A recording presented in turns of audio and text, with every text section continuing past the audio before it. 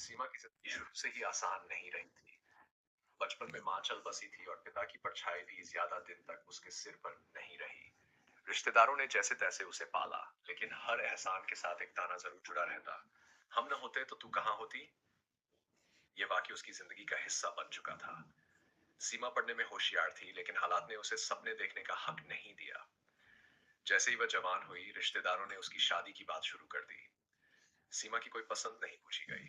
उसे बस बताया गया कि लड़का ठीक है, घर अच्छा है और ये उसके लिए सबसे बड़ा सौभाग्य है। शादी के बाद सीमा को एहसास हुआ कि वह जिस घर में आई है वहां प्यार नहीं, सिर्फ जरूरतें हैं।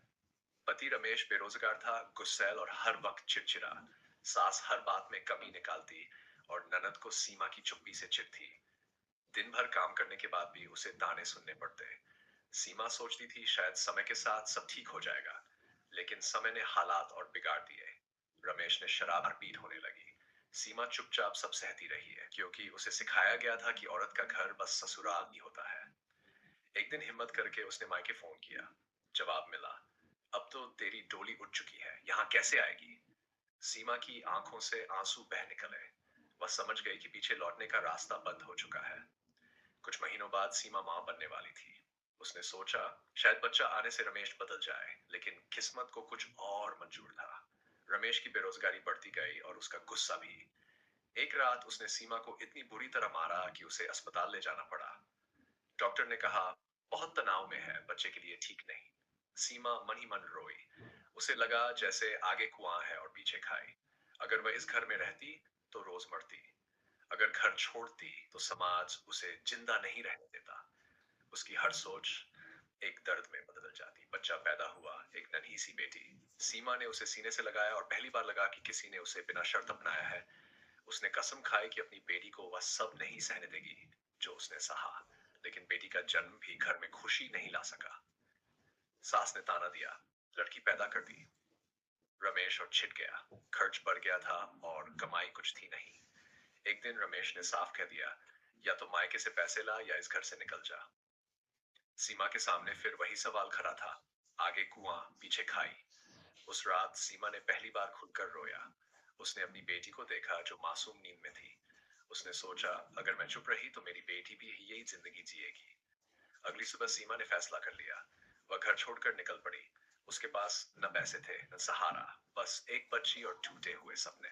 शुरुआती दिन बेहद मुश्किल थे। कभी मंदिर के बाहर बैठी, कभी किसी ने एक वक्त का खाना दे दिया। कई बार लोगों की गंदी नजरों का सामना करना पड़ा, लेकिन सीमा ने हार नहीं मानी। उसने सिलाई का काम सीखना शुरू किया। दिन में बच्ची को गोद में रखकर कपड़े सीती और रात में थककर वहीं सो जाती। धीरे धीरे काम बढ़ने लगा। उसकी मेहनत रंग ला रही थी। उधर ससुराल वालों ने उसे बदनाम करने की पूरी कोशिश की। कहा गया कि सीमा भाग गई, चरित्र ठीक नहीं। समाज ने फिर उसी पर उंगली उठाई। कई बार सीमा सोचती थी अगर मैं वापस चली जाऊं तो शायद बदनामी खत्म हो जाए, लेकिन फिर अपनी बेटी का चेहरा देखकर खुद को रोक लेती। सालों बाद सीमा एक छोटी सी दुकान चलाने लगी। उसकी बेटी स्कूल जाने लगी थी। पहली बार सीमा ने सुकून की सांस ली। एक दिन अचानक रमेश सामने आ गया। कमजोर थका हुआ, शराब ने उसे तोड़ दिया था। उसने कहा मुझे माफ कर दो, वापस चलो। सीमा की आंखों में आंसू आ गए, लेकिन इस बार कमजोरी के नहीं, मजबूती के। सीमा ने शांत स्वर में कहा, जब मैं कुएं में गिर रही थी तब तुमने हाथ नहीं बढ़ाया, अब मैं खाई पार कर चुकी हूँ। रमेश चुपचाप लौट गया। सीमा ने समझ लिया था कि जिंदगी में कभी हर रास्ता दर्द देता है, लेकिन फैसला वही सही होता है जो आप जिंदा रखे। आज भी लोग बातें करते हैं, लेकिन सीमा अब नहीं डरती। उसने अपनी खाई खुद पार की थी। आगे कुआं था, पीछे खाई, फिर भी उसने चलना चुना। क्योंकि कभी कभी सबसे बड़ा साहस यही होता है, दर्द के बीच भी